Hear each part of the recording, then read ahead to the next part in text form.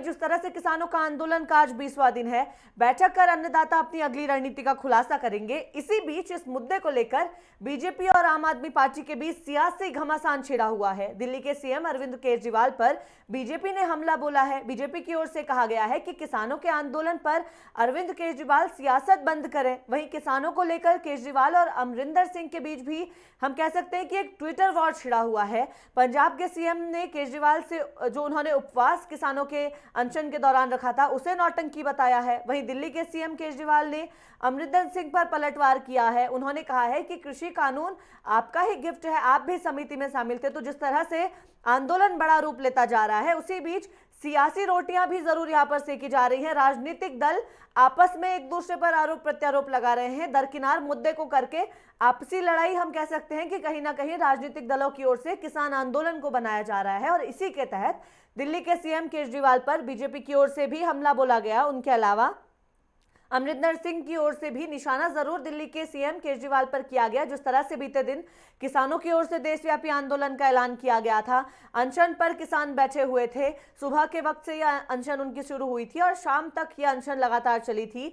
धरना प्रदर्शन किया गया था, विरोध प्रदर्शन किया गया था। दिल्ली के सभी छोटे बड़े रास्तों को बंद करने की कोशिश किसानों की ओर से की गई थी। और इसी पर सियासत जरूर तेज हो गई है, क्योंकि किसानों का जो मसला है उस पर अब राजनीतिक दल आपस में भिड़ने लगे हैं। अमरिंदर सिंह ने भी इसी को लेकर केजरीवाल पर निशाना साधा है। जिस तरह से अनशन पर वो बैठे थे, उन्होंने इसे एक नौटंकी बताया है। लेकिन अरविंद केजरीवाल भी इसमें पीछे नहीं रहे। उन्होंने भी जो है सीएम केजरीवाल को लेकर तमाम चीजें कही और दोनों ही पक्ष एक दूसरे पर इस वक्त निशाना साधते हुए नजर आ रहे हैं। लेकिन किसानों का आंदोलन लगातार जारी है। किसानों के आंदोलन को लेकर राजनीतिक दलों में घमासान भी लगातार जारी है। वहीं बीजेपी अपना रुख स्पष्ट करने की लगातार कोशिश कर रही है। बीजेपी की ओर से किसानों को समझाने की भी कोशिश की जा रही है और देखना जरूर अब दिलचस्प होगा कि आखिर किसान आगे क्या रणनीति बनाते हैं, क्योंकि किसान की अगली रणनीति का ही इंतजार किया जा रहा है। लगातार किसानों की आपस में बैठक भी जारी है, लगातार बातचीत का दौर जारी है। कोशिशें लगातार किसानों की ओर से अपने आंदोलन को बढ़ाने की जा रही हैं, अपनी मांगों को मनवाने की जा रही हैं।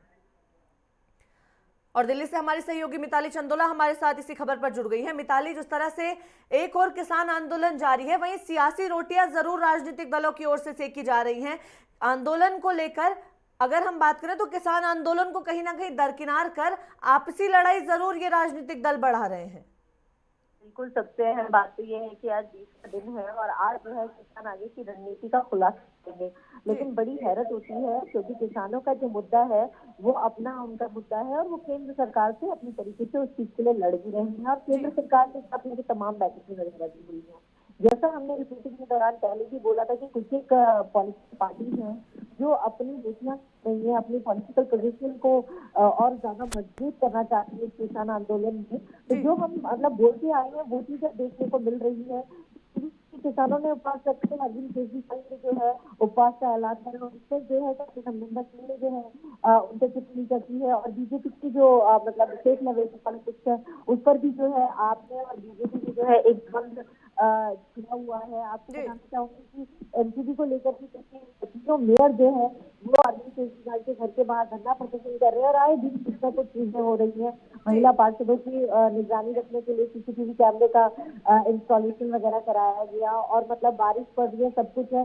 लेकिन स्टेट लेवल पर जो है मतलब अरविंद केजरीवाल इस तरह से जो है एमसीडी का जो बकाया है वो नहीं दे पा रहे हैं। तो ये तमाम चीजें हैं। एक दिल्ली की राजनीति की भी अगर हम बात करें तो काफी ज्यादा उलझी हुई है, एक द्वंद चल रहा है। बावजूद इसके केंद्र सरकार के खिलाफ जो है किसानों को सपोर्ट करना चाहते थे, जिसको लेकर उन्होंने उन्होंने किसानों का सारा अरेंजमेंट वगैरह भी करा है, लेकिन उस पर भी जो है किसानों ने उनका सहयोग लेने से मना कर दिया। जी मिताली, बिल्कुल, क्योंकि किसानों का आंदोलन एक और लगातार जारी है। वहीं जिस तरह से राजनीतिक दल आपस में भिड़ रहे हैं, तो क्या राजनीतिक दलों का मानना है, वो क्या मानते हैं कि आखिर ट्विटर वॉर जो उनकी ओर से किया जा रहा है इससे इस समस्या का समाधान निकलेगा? देखिए, ये तो आपको मैंने पहले भी बताया कि पॉलिटिकल पोजीशन का मामला है ये पूरा का पूरा, और ट्विटर वॉर जो है वो एक छीटाकशी के अलावा कुछ भी नहीं है। एक दूसरे पर आरोप प्रत्यारोप लगाने का सिलसिला जारी है। लेकिन सबसे अहम बात ये है कि किसान ये नहीं चाहते कि कोई पॉलिटिकल पार्टी जो है उनके इस आंदोलन में शामिल हो, क्योंकि अभी कुछ ही दिन पहले जब हमने खबर करी थी तो अम्बेडकर विधायक ने अगर किसानों से बात करने की कोशिश करी तो किसानों का सीधे कहना था, आप पहले इस्तीफा दीजिए, उसके बाद हमारे आंदोलन में शामिल हुई जी। है। बावजूद इसके ये सारी पॉलिटिकल पार्टीज जो है अपनी, जो कि आपको मैं बताना चाहूंगी कि अब आने वाले दिनों में भी चुनाव अलग अलग स्टेट्स में होंगे, तो आप भी जो है जैसे गोवा में अपना सिक्का आजमाने की कोशिश की है, वहीं पर पंजाब में भी करेगी 2022 के विधानसभा के चुनाव है। जी। तो इन तमाम चीजों को मद्देनजर रखते हुए ये जो पॉलिटिकल पार्टीज है वो बस एक स्टेज ढूंढ रही है कि किसी तरह से वो किसान आंदोलन में शामिल हो जाए और उसके जी। बाद इसको अपना मुद्दा बना के आने वाले दिनों में या आने वाले जो साल 2 साल में जो भी चुनाव हो उसमें जी। अपनी पॉलिटिकल पोजिशनिंग और भी ज्यादा मजबूत करे। लेकिन जो धरातल की स्थिति है वो ये है कि गवर्नमेंट जो है कह रही है कि एडमेंट है कि वो कानून वापस नहीं लेगी और जी। चौपाल लगाएगी और तमाम किसानों को समझाएगी। वही किसान भी जो है अपने आंदोलन पर अडिग है। तो ये सारी चीजें, एक लड़ाई तो चल ही रही है, लेकिन जी। कुछ जो आप ले लीजिए या पंजाब सरकार ले लीजिए, इन्होंने एक अपनी अलग लड़ाई शुरू कर दी है, कुछ वॉर शुरू कर दिया है, कुछ शुरू कर दी है, जिससे जमीनी जो मुद्दे हैं उससे ये लोग भटक गए। चलिए, बहुत धन्यवाद मिताली तमाम जानकारी के लिए।